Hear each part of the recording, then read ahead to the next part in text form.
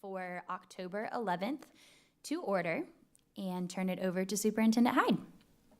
Madam Chair, members of the board, at this time I'd like to bring Ms. Wendy Dodge to the podium, and she's going to walk us through some legislative topics and items to get your feedback and have further discussion.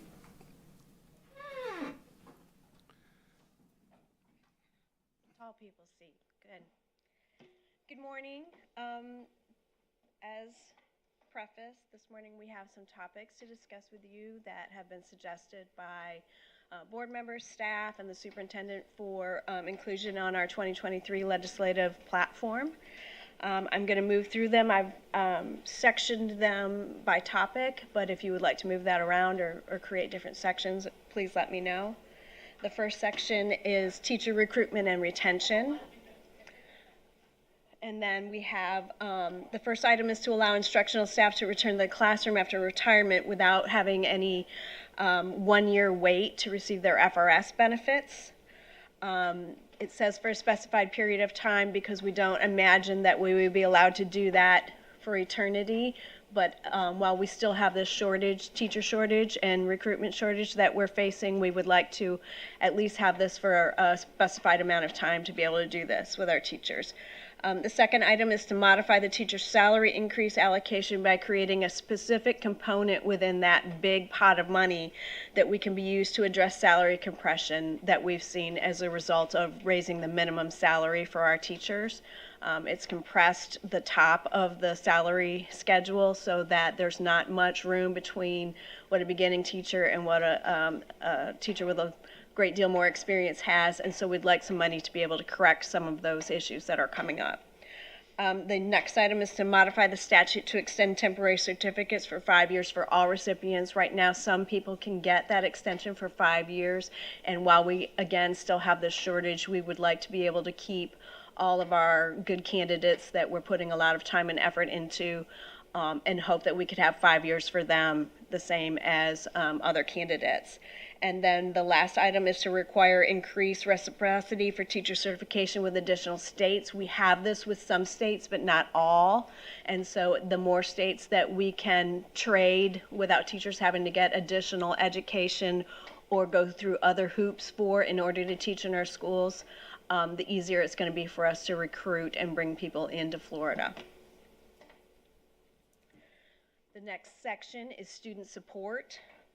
The first item is this kind of came up prior to the Hurricane Ian, but we'd like to be able to, if we know we're closing our schools for a hurricane incident or other emergency situation, we'd like to be able to conduct instructional days using online or e-learning as we learned how to do during the beginnings of COVID, and put specific conditions in place that would be used to structure how we would do that and when a school district would be able to do that.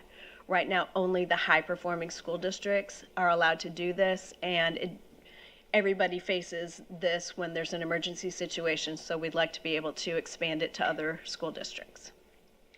The second item is to modify the transportation statute to allow for passenger vans that can carry more than 10 students to be utilized to transport students so that we can take them from schools to a special program, Kathleen to CFAA. Some of those items have come up. The legislature did allow an expansion last year, but it's limited to less than 10 students, a vehicle that can hold less than 10 students.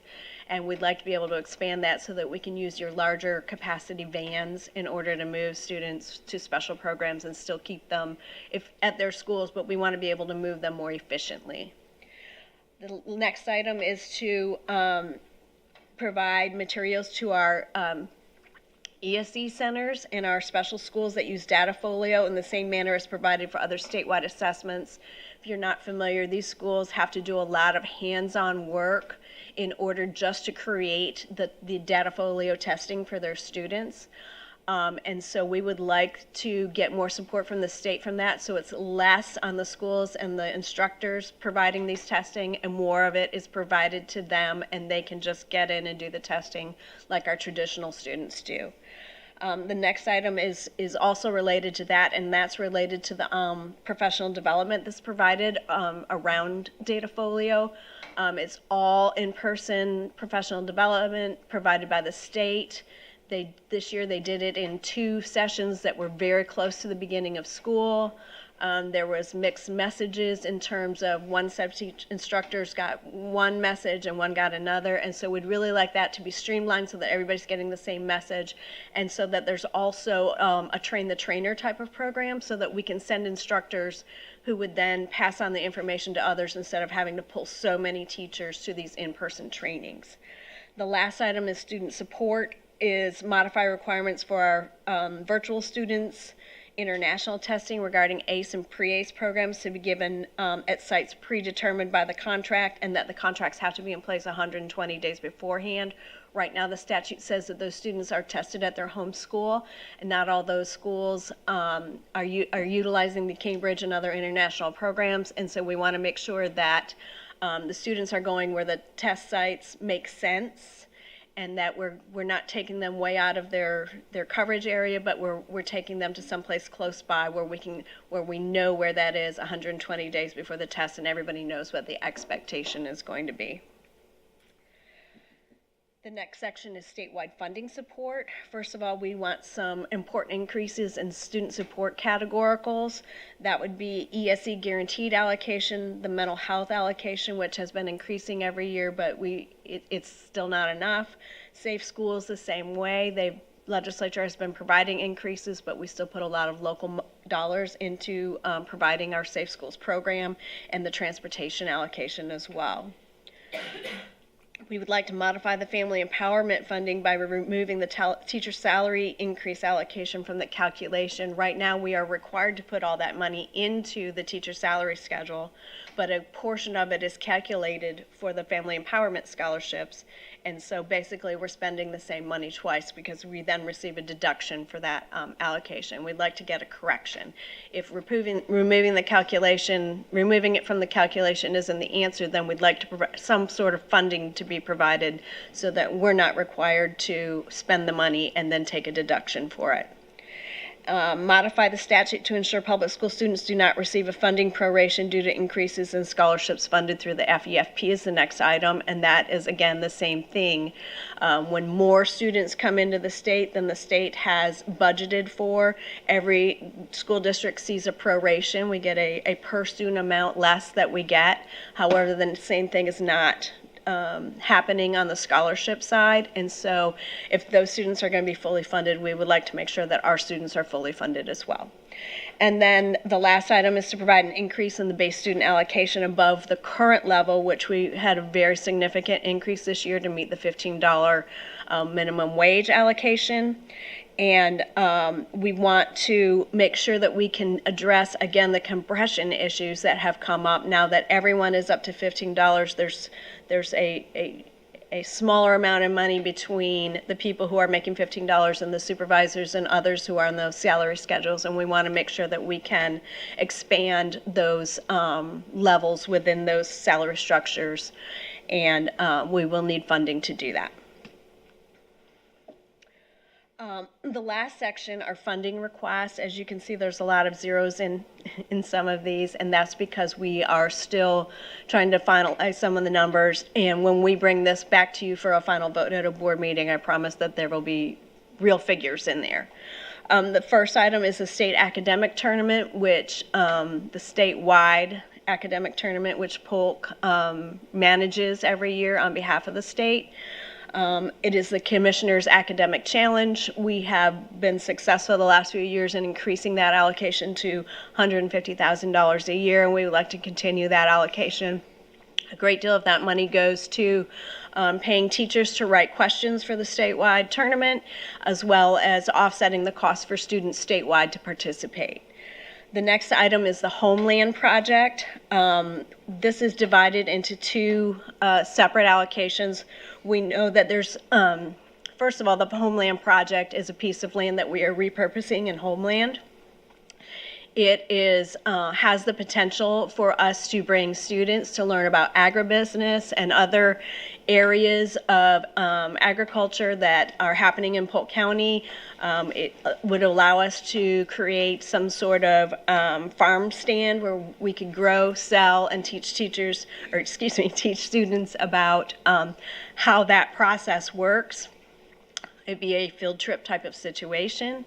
There's also potential for revenue out there as we could, there are parts of, excuse me, I'm about to, losing my voice, but there are parts of the land that would be available for leasing and other opportunities for us to bring in revenue for the students. And so we know that there's a current facility that will have to be remodeled in order to allow this to happen, and then there will be operational costs in the future. Excuse me. I have some. I'm so sorry. Isn't that lovely? Thank you.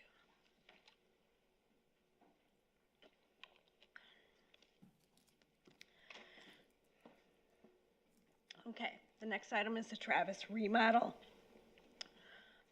This item would be to remodel the current facility, bring it up to more modern standards, and allow for additional programs to be offered at Travis.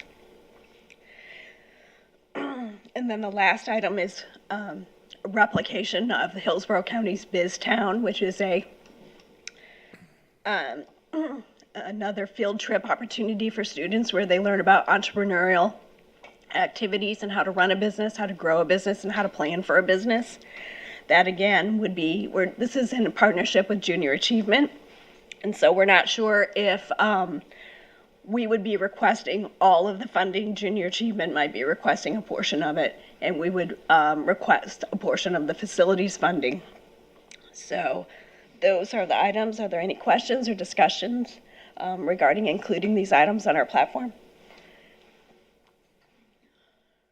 Dr. Wilson?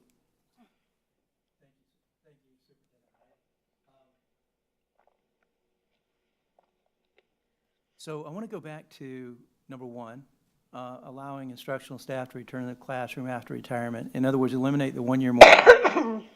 So my first question is that for every teacher who retires or just for teachers in the drop program? I mean, do all teachers have to sit out for a year even if they're not in drop? In order to be rehired, and if you're in the FRS system, you have to sit out for a year. Or even if you're not in drop? Oh, I see, okay, because they would be collecting both the salary and the retirement. Gotcha, okay, I understand. You know, okay, They're not even allowed to volunteer. Right. They're not even allowed to be on campus Not at to all. And that's the restriction in knowing that we have 9,000 teacher vacancies. We're asking for the state to create more flexibility, especially with recent retirees who have increasingly shown an interest in coming back to substitute or to provide short-term solutions for us as well. If I remember correctly, that is an IRS issue as well as an FRS issue. So we'd have to look carefully at that. I mean, crunching the numbers, with the drop program in particular, and I would imagine with retirement in general as well, it would be costly to the state for an administrator, but not a teacher, especially if they're brought back at a lower level, right? Then in that case, it's going to be beneficial to the state. They're going to they could actually make money on this. So I guess it would help if somebody crunched some numbers and showed them that. And you need somebody to help you with that, but that might help your cause, especially if it's in drop, in particular if it's in drop, right? Right. If I may, when the state makes changes that impact the retirement system, they're required to provide an actuarial study beforehand. Okay. So part of this would be getting the actuarial study funded.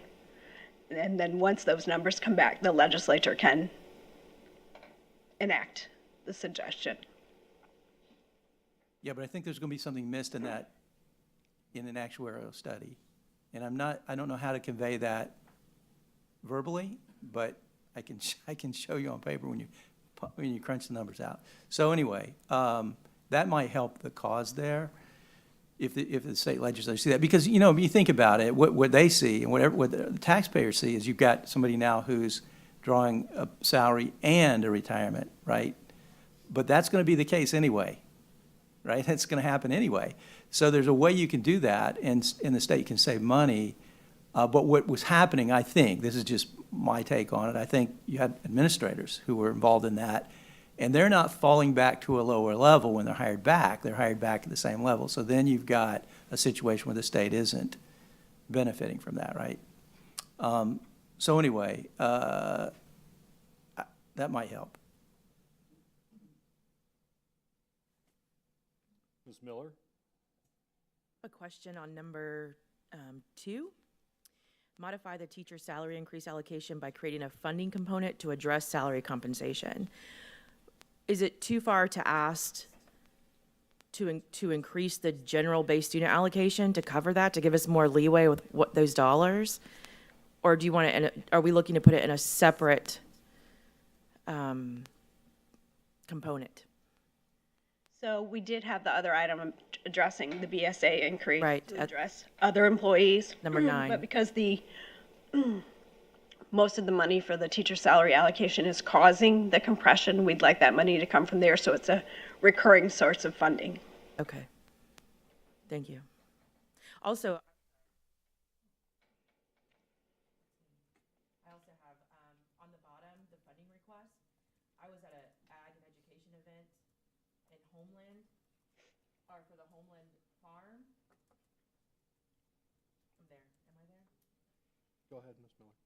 It went off again. Oh, there it is. So I was excited to hear about the farm, the project for the old, if people don't know, that's the old DJJ buildings that were dilapidated out there in Homeland, to make that a center for not only, I mean, that could serve all students, just to think about what we could do. I don't know if we need a work session or like someone to provide information on that, because I sat in a forum and learned a lot about it. But I think showing the return on investment on that would increase the, just like Polk Biztown, both doing two things, but driving commerce and entrepreneurial skills, and the farm would allow students who can't house animals or even have never met these animals to be able to touch them and have that here in Polk County. Both of those are amazing projects that I think we could get multiple groups on to help fund. We own the land. We owned the land they're talking about, so that's a plus for that one. And we have facilities that we can use for Biztown. So I think both of those are strong, but showing the return on investment will be very important for my years of legislative experience, that it's just not another ag place to touch a cow, that they're going to be able to produce. They even talked about restaurants, like farm to table, like really using that land that's available to us. So I'm excited about both of those projects, and I hope that we can make traction with them. Thank you. Chair Wyatt? Thank you. Just kind of looking for Biztown, I know it says Polk Biztown. One of the things that, when this first came up a few years ago, that Representative Bell and I had talked about was anything that is county specific seems to get vetoed at the end of the day.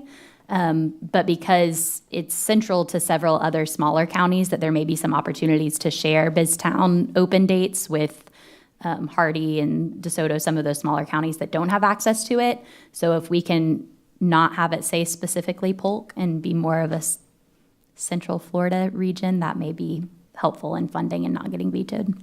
Heartland Biztown. There you go, Heartland Biztown. I love it. Perfect. Thank you.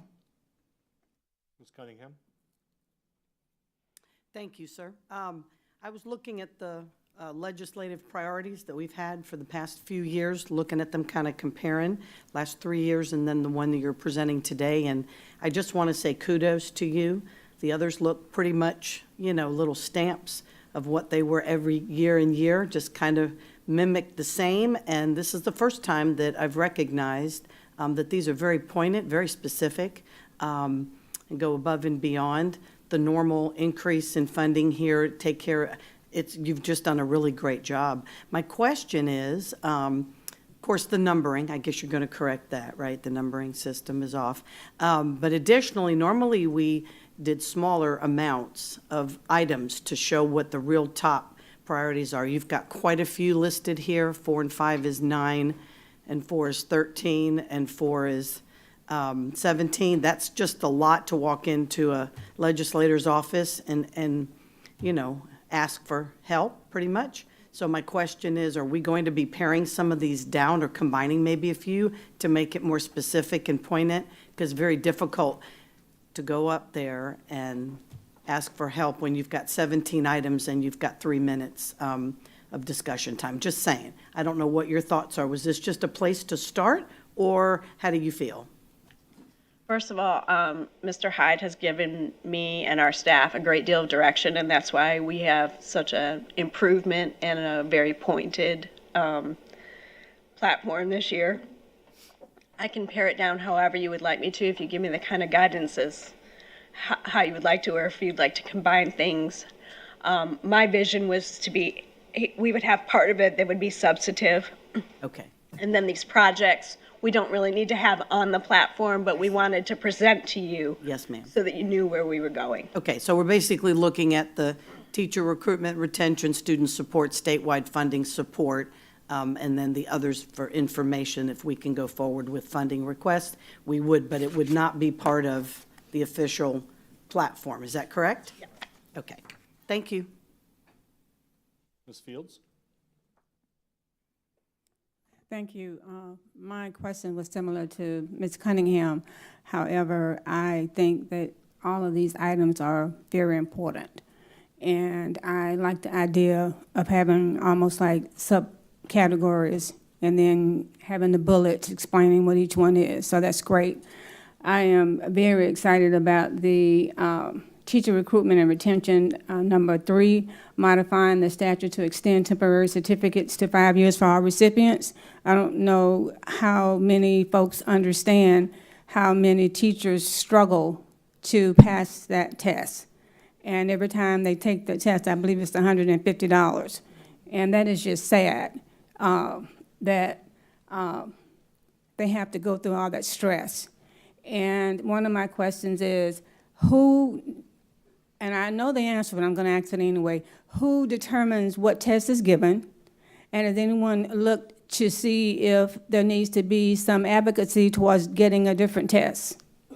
And then my other question is, under the funding request, have we thought about adding West Area Adult as a request? I know there's some work that needs to be done, and I don't know, Mr. Hyde and Mr. Usher, if you all have had conversations about West Area, but I went for a pre-K meeting, and that building needs a lot of work. It has not been a specific conversation, but I will follow up. And to your question, I know that there has been a great deal of conversation of late about the teacher assessment, or the assessment that teachers are required to take, both the professional assessment and then their content area assessment. So the governor's office actually has expressed some concerns with that topic. So I would be surprised if we did not see some recommended changes in the very near future for that. Well, I'm going to share this, and hopefully she won't tap my hands later. But I have a very close friend of our family. I call her my daughter, and she works at one of our schools. She has taken that test God knows how many times, and almost there, 1 or 2 points away. And this past Saturday, she was able to pass the test. And she was boohoo crying because she was so excited, having gone through all of that. And just like she's struggling, there are so many others. And it just seemed to me like we can do better than what we're doing. And she's a great teacher. And probably everyone, I'm sure everyone who's struggling to pass the test, for the most part, they're good teachers. So I really think that needs to be a high priority for us. Yes, ma'am. Ms. Fortney?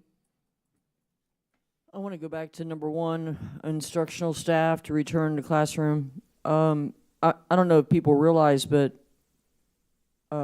as of November 22nd, I could not even substitute in a public school in Polk County for a year.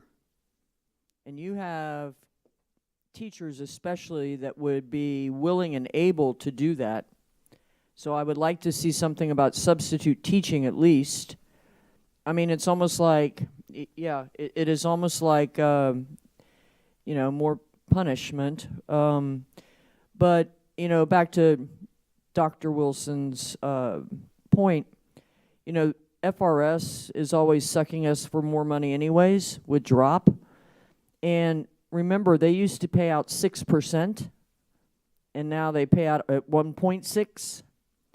And there was a huge chunk of change there that was saved initially. And yes, there were double dippers.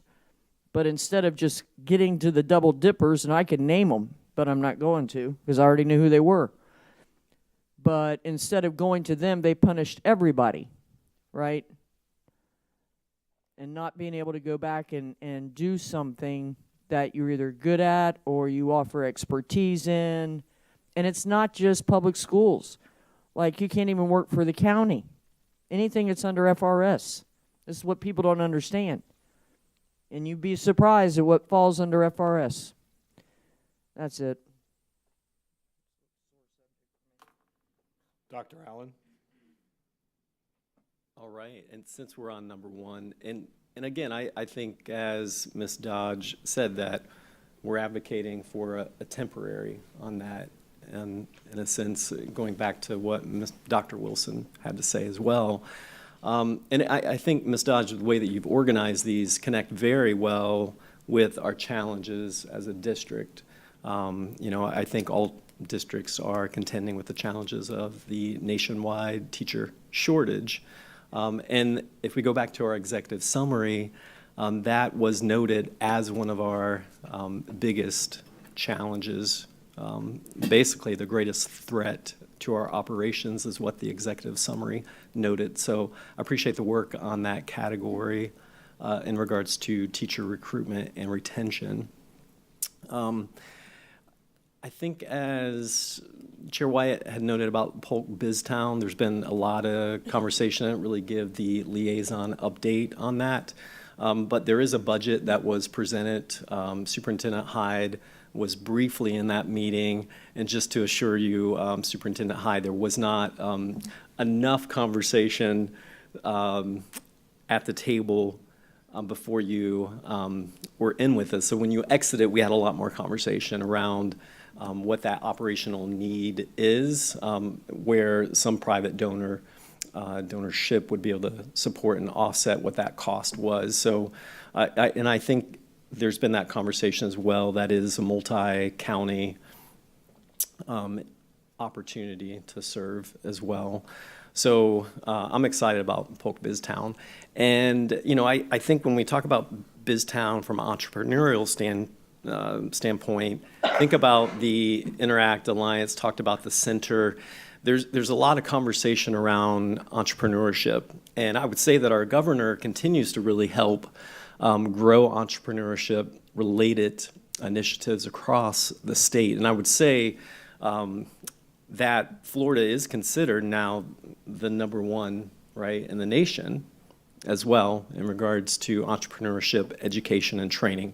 And that data is really being extracted by the participation in the industry-based certifications.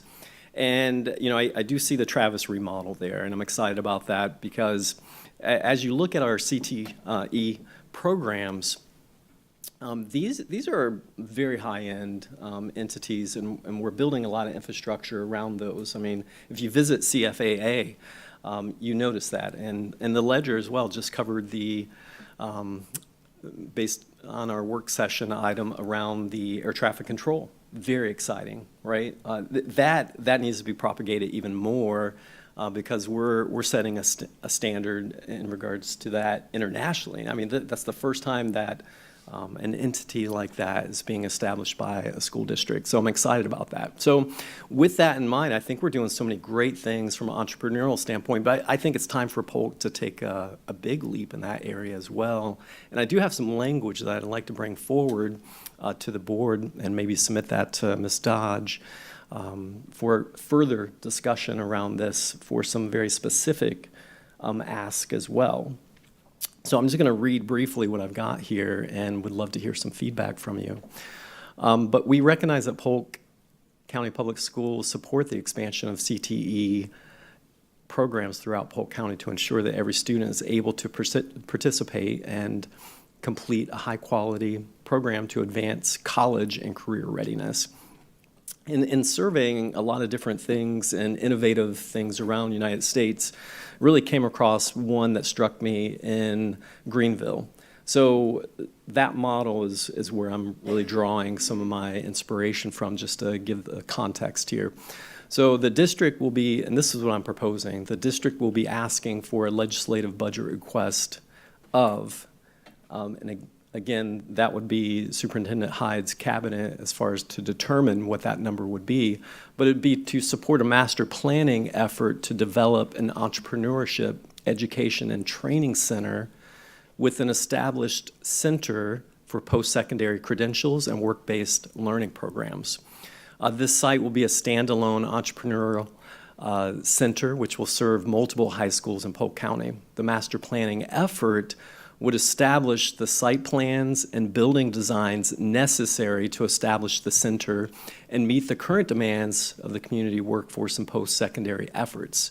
And I thought unique areas that have been identified and we continue to pour into is cybersecurity and simulation, medical, manufacturing, and logistics and aerospace. On top of that, in support of this new initiative, I think the district, I would be asking that they would allocate a certain amount within its 5-year capital plan and budget to expand current technical college programs and facilities at Travis. And you can see it there reflected in what's currently there.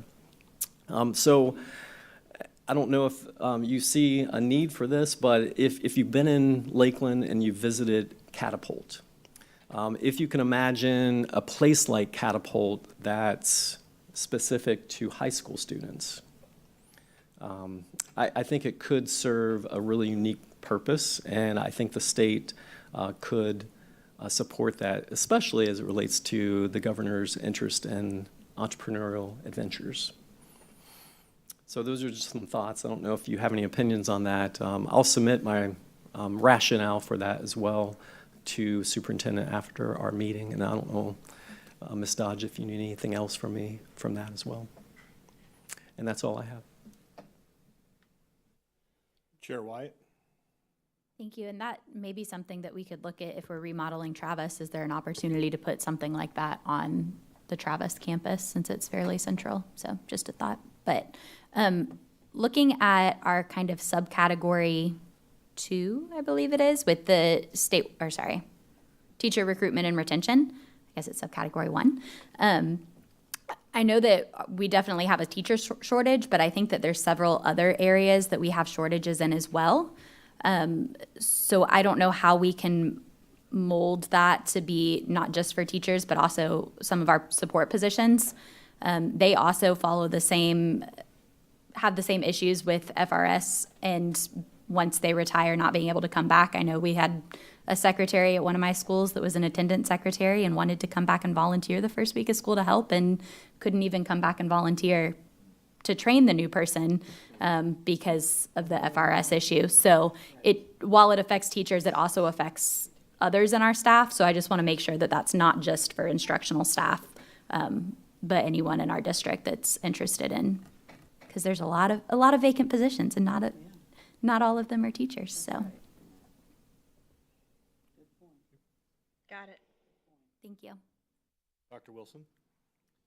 Thank you, Superintendent Hyde. And, I've listened to my colleagues about substitutes and volunteering. It seems rather harsh and rather absurd, actually. But putting that aside for a moment, if an individual here, if a teacher here retired and they start drawing their retirement pay, and then they go to another state and they start working full-time as a teacher, they're going to get both of them. And we don't see that as double dipping. But if they come back here and do it, then folks get a little upset about that. And it's an emotional issue for taxpayers. But the reality is, and it's not fuzzy math, I can show you the math, it's very straightforward. This program would actually save the state and taxpayers a lot of money. I think that folks don't understand that because there's an emotional component. This person's getting 2 paychecks, right? but it's a tax saving. It's a tax savings to taxpayers, or it's a savings to taxpayers. And if you know of a legislator that wants to champion this, and they want to, they want to talk to me about it, I'll do the math for them and show them. The state will save a lot of money doing this, actually. I'll take all the backup I can get.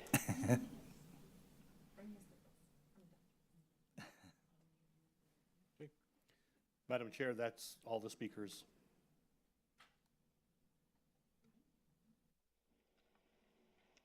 Anybody else? Now's your last time to press the button. On this, if you want to talk about this issue. All right. I believe that is all that we have for this. I know there was a question on the break about evaluations, so just an update to my colleagues. We have all of the evaluations received. I have those, either have them scheduled or will be scheduling them to meet with them in the next week and a half. So we'll have that coming back to us at the next board meeting. Superintendent Hyde falls a little bit differently on his raise schedule because he doesn't follow your typical staff members. So we'll be discussing that at our next work session. And he and I will discuss that in our conversation, but I'll be bringing something forward at the next work session. Any other questions before we adjourn? I have a comment. Ms. Fortney. First off, there was a funeral this morning for a deputy, and I want to extend my condolences to the family, the Mulberry community, and Polk County Sheriff's Office. I know the young deputy went through Mulberry schools. I want to thank our Polk Hurricane Ian team heroes. While I was at the FSBA leadership, obviously there are folks from all across the state, one of which is part of our legislative committee from Charlotte County, and she brought a van up, and we loaded it full to take mainly diapers, dog food, stuff you kind of take for granted. But our immediate past president, Chris Patrica, zoomed in, and I don't know if you know Chris Patrica, but she is a pretty tough woman. She could barely get out, that all she could see in Lee County was death and destruction. It is horrific. I just wanted to send my condolences to them, Sarasota, DeSoto County, Hardee County, our neighbors. And then the last thing I'd like to bring about is when the board changes, I would like for this present board, and I know there's been recent precedent and history set by past boards with superintendent extensions and salaries, and I would like to seriously look at extending Superintendent Hyde's contract sooner rather than later and making sure that we pay him in order to keep him. Because if I've learned anything, and I've said this before, superintendents don't grow on trees, just like teachers and bus drivers. Thank you.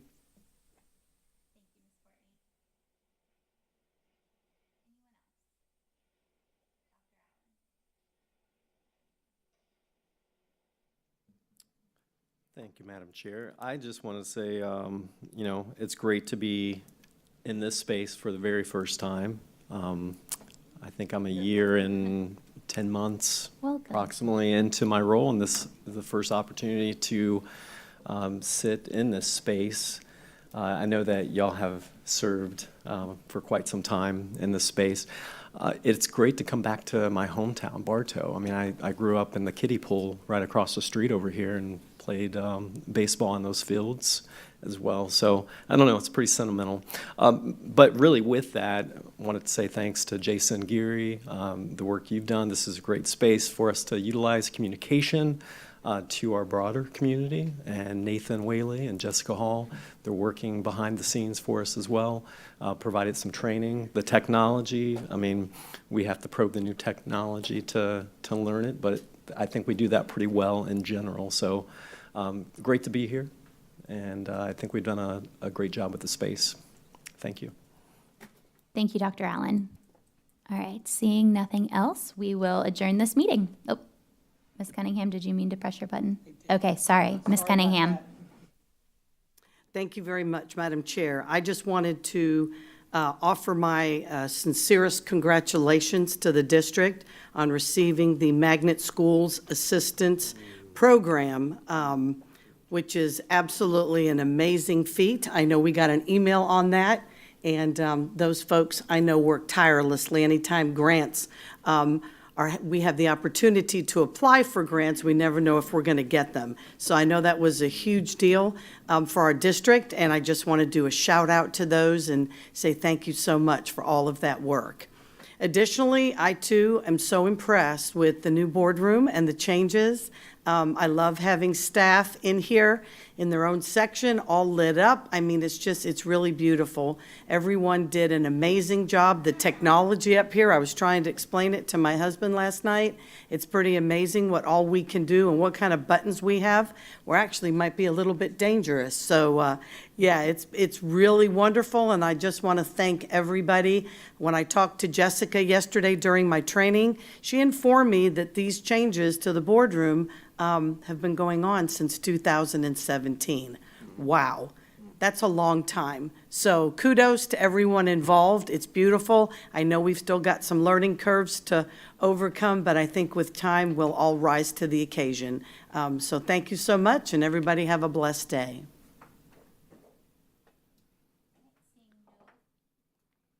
Further business to come before the board, we will adjourn. So like, is this it for the whole day?